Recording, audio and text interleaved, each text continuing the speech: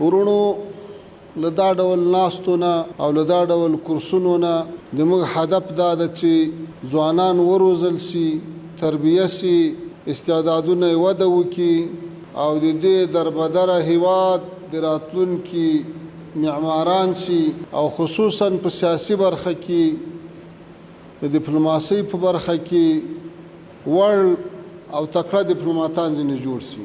لکه څنګه چې د ډیپلوماسۍ کورس په ښه طریقه سره پای ته ورسېدو، همداسې به بله دوره شروع کیږي. همداسې په وزارت کې د ژبو کورسونه شروع دي. د ټولو هدف دا ده چې زموږ ځوانان ښه وروزل سي، له سیالانو سره سیالان سي، د سبا دپاره ښه کارکردګي ولري. زه ډېر خوشحاله یم چې له هر طرف نه، له هر وزارت نه، له هر ادارې نه همدغه د تربیت او د تعلیم او د روزنې خبرونه راځي.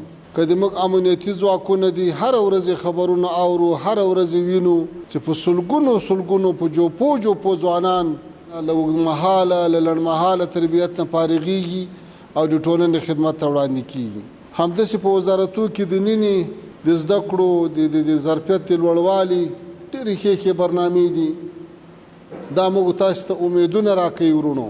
که ډېر لرې ولاړ نه سو، نږدې 2 کاله مخکې هغه به د اوربند خبر و، هغه به د اورکم خبر و، هغه به د انفجار خبر و، هغه به د بمبار خبر و، هغه به د چاپې خبر و، هغه به د شهیدانو خبر و، هغه به د زخمیانو خبر و، هغه به د اشغالګرو خبر و چې د پلانې هېواد دومره عسکر افغانستان ته راورسېدل، د پلانې هېواد دومره راورسېدل. خو نن الحمدلله ثم الحمدلله موږ تاسې د آبادۍ خبرونه اورو. نن سالنګ افتتاح کیږي، نن د کندهار لار افتتاح کیږي، نن د کوشتېپې د کانال کار پلانې ځای ته ورسېدو، نن پلانې پروژه ده، نن پلانې پروژه ده، نن دغه اصلاحات او دغه اصلاحات دا د موږ تاسو لپاره ډېره لویه د خوشحالۍ خبره ده ورونو چې الله تعالی په دې ملت باندې دومره رحم وکړو چې د اوسني امنیت تصور چا نه سوی کولی.